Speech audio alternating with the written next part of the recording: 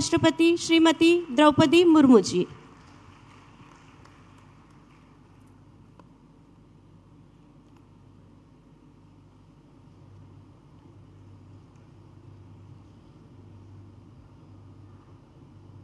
इस कार्यक्रम में उपस्थित महाराष्ट्र के राज्यपाल आचार्य देवव्रत जी, भारत सरकार में आयुष राज्य मंत्री स्वतंत्र प्रभार श्री प्रतापराव जाघव जी, भारत सरकार के युवा कार्यक्रम एवं खेल मंत्रालय में राज्य मंत्री श्रीमती रक्षा निखिल खड़से जी, महाराष्ट्र सरकार में मंत्री श्री मकरंद जाघव जी और श्री आकाश फुडकर जी, एमएलए जलगांव डॉक्टर संजय कुटे, भारत सरकार के आयुष मंत्रालय में सचिव वेद राजेश कोटेचा जी, पद्मावती और president all India Ayurveda Congress trust वैद्य देवेंद्र त्रिगुणा जी, गणमान्य अतिथियों, देवियों और स्वजनों, सभी को मेरा नमस्कार।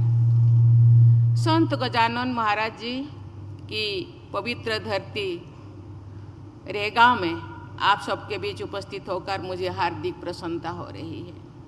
इस कार्यक्रम में आने से पहले मुझे उनकी प्रतिमा के दर्शन का सौभाग्य प्राप्त हुआ। श्री गजानन महाराज जी ने अपनी संपूर्ण जीवन जन कल्याण के लिए समर्पित किया था। उनका मंत्र गण गण गणात बोते सभी जीवों को समान भाव से देखने की शिक्षा देता है। उनकी ये शिक्षा चिरंतन सत्य है। मैं उन महान संतों की स्मृति में सादर नमन करती हूँ। भारतीय अध्यात्मों की इस महत्वपूर्ण भूमि से लोगों के स्वास्थ्य और कल्याण के लिए आयोजित की जा रही है राष्ट्रीय आरोग्य मेला 2026 का शुभारंभ करते हुए मुझे अत्यंत प्रसन्नता हो रही है। मुझे बताया गया है कि इस 4 दिवसीय आयोजन के दौरान आयुष चिकित्सा पद्धतियों के विभिन्न आयामों पर विचार विमर्श किया जाएगा। आयुष के प्रति लोगों की जागरूकता बढ़ाने के लिए परामर्श शिविरों और औषधि पद्धतियों का आयोजन किया जा रहा है। ऐसे आयोजनों की विशेषज्ञों, उद्योग जगत के प्रतिनिधियों और जनसामान्यों के बीच संवाद एवं सहभागिता स्थापित करने में महत्वपूर्ण भूमिका है। मुझे विश्वास है कि ये मेला आयुष के समग्र दृष्टि को जन जन तक पहुंचाने का एक सशक्त माध्यम बनेगा। मैं इस आयोजन से जुड़े आयुष मंत्रालय, महाराष्ट्र सरकार और अन्य सभी भागीदारों को सराहना करती हूँ। देवियों और स्वजनों, हमारी परंपरा में कहा गया है आरोग्यं परमं शुभम, अर्थात आरोग्य यानी समग्र स्वास्थ्य ही सबसे बड़े सुख है। शरीर ही समस्त कर्तव्यों को पूरा करने का प्रथम साधन है। देश को सशक्त बनाने में स्वस्थ नागरिकों की महत्वपूर्ण भूमिका है। देशवासियों को स्वस्थ रखने में आयुष चिकित्सा पद्धतियों ने अमूल्य योगदान दिया है। योग, आयुर्वेद और सिद्ध जैसे मंत्र प्रणालियाँ इस समय से लोगों की सेवा करती आ रही है जब आधुनिक चिकित्सा पद्धति का प्रचलन नहीं था। हमारे खेतों में, हमारी रसोई में और हमारे वन क्षेत्रों में औषधियाँ, वनस्पतियाँ, स्वास्थ्य रक्षक जड़ी बूटियों का बहुमूल्य भंडार मौजूद है। इस बहुमूल्य संपदा का संरक्षण और संवर्धन औषधियों के लिए रॉ मटेरियल उपलब्ध कराने के साथ साथ पर्यावरण संतुलन के लिए भी महत्वपूर्ण भूमिका है। औषधीय पौधों की खेती न केवल किसानों की आर्थिक स्थिति सुधारती है बल्कि इस मिट्टी के स्वास्थ्य और संरक्षण में भी मदद करती है। इसीलिए आयुष पद्धतियों को बढ़ावा देने से न केवल लोगों का शारीरिक और आर्थिक स्वास्थ्य बेहतर होता है बल्कि पर्यावरण संरक्षण को भी बल मिलता है। देवियों और स्वजनों, आज पूरे विश्व में ये धारणा स्वीकृत हो गई है कि मनुष्य के पूर्ण स्वस्थ होने के लिए उसके मन और शरीर दोनों का स्वस्थ होना आवश्यक है। आयुर्वेद, योग और अन्य आयुष पद्धतियाँ हमें स्वस्थ और संतुलित जीवन जीने का मार्ग दिखाती है। आयुर्वेद में आहार, दिनचर्या, ऋतुचर्या और बीमारियों की रोकथाम के वैज्ञानिक नियम दिए गए हैं। ये पद्धति केवल बीमारियों के उपचार तक सीमित नहीं है, बल्कि समग्र स्वास्थ्य प्रबंधन का विज्ञान है।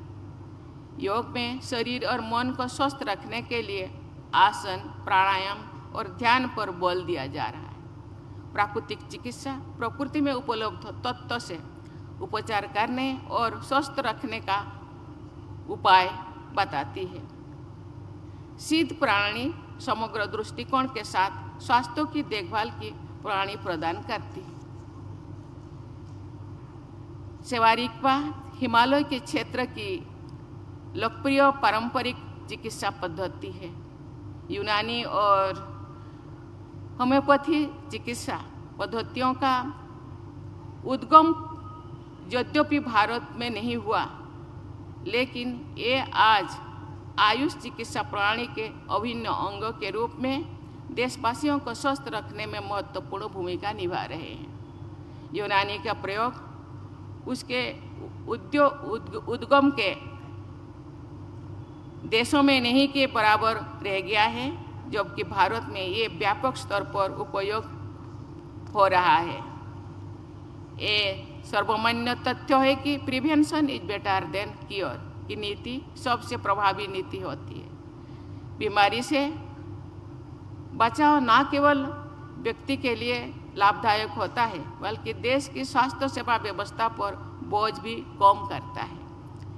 यही कारण है कि आजकल प्रिवेंटिव स्टेप्स जैसे नियमित व्यायाम, उचित खान-पान और संतुलित जीवन शैली पर बल दिया जा रहा है। बीमारियों की रोकथाम में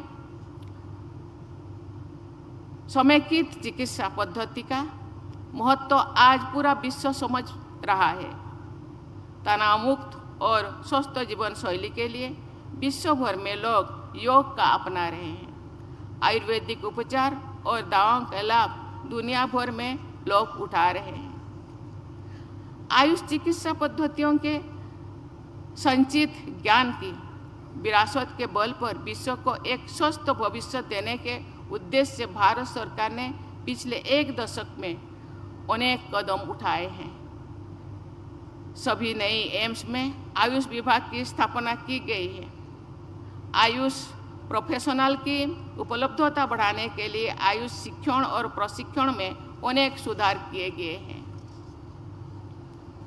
लेह में स्थित नेशनल इंस्टीट्यूट ऑफ सेवारेकपा द्वारा सेवारेकपा में चिकित्सा, शिक्षा और अनुसंधान को बढ़ावा दिया जा रहा है। आयुष के क्षेत्रों में ईज ऑफ डूइंग बिजनेस को बढ़ावा देने के लिए भी अनेक कदम उठाए गए हैं, जिससे दवाओं के उत्पादन और निर्यात में एमएसएमईज और स्टार्टअप्स को बल मिल रहा है।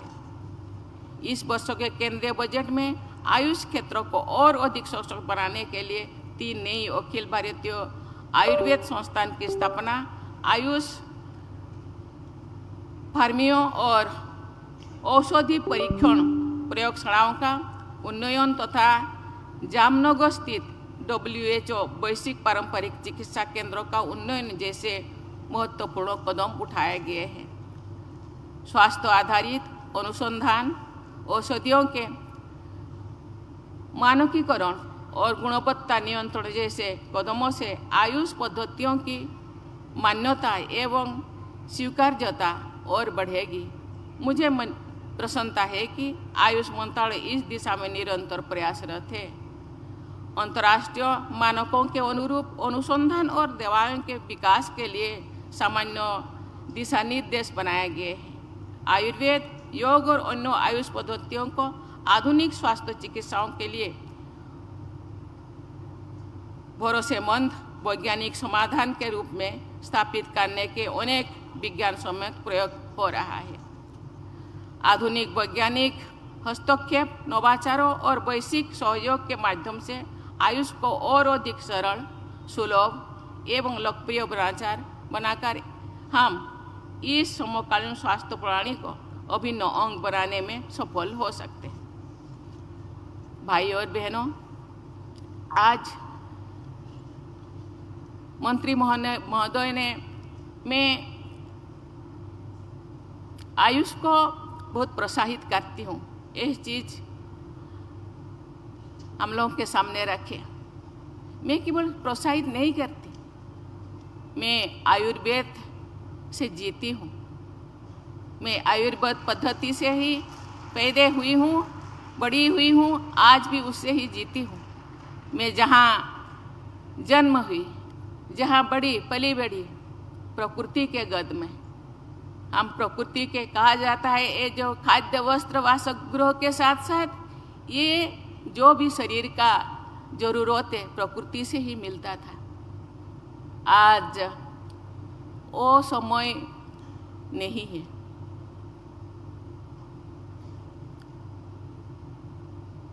ये मेडिसिन लाने के लिए दूसरों के ऊपर निर्भर करना पड़ता है। आज जंगल खत्म हो गया है, जंगलों को जलाया जाता है, जड़ी बूटी भी खत्म हो रहा है। इसलिए आज केवल सरकार ही नहीं, मुझे लगता है हम सबको चिंता करना पड़ेगा, सोचना पड़ेगा, कैसे मेडिसिनल प्लांट को उगाना पड़ेगा, प्लांटेशन को प्लांट करना पड़ेगा। तो हम जो सुविधा, जो स्वास्थ्य हम चाहते हैं, जो शरीर हम चाहते हैं, वो स्वास्थ्य तो मिलेगा। ये जिन लोगों ने आज में 4-5-6 लोगों को हम सम्मानित किए हैं, उनको भी प्रॉब्लम हो रहा है ये सब औषधि इकट्ठा करने में। इसीलिए मेडिसिनल प्लांट का खेती का आवश्यक है। ये केवल सरकार के ऊपर निर्भर नहीं करना है, हम सबको भी इसी दिशा में सोचना है। तो ये केवल शरीर और मन को स्वस्थ करने में, हम अपने आप को स्वस्थ करने में ये बहुत बड़ा योगदान होगा। मेरी शुभकामना है कि आप सब सर्वे सन्तु निरामया, अर्थात सभी निरोग और स्वस्थ रहने की भावना के साथ आगे बढ़े और स्वस्थ भारत, सशक्त भारत के निर्माण में अपना योगदान दें। इसी के साथ मैं आप सबको बहुत बहुत धन्यवाद देती हूँ। जय हिंद, जय भारत।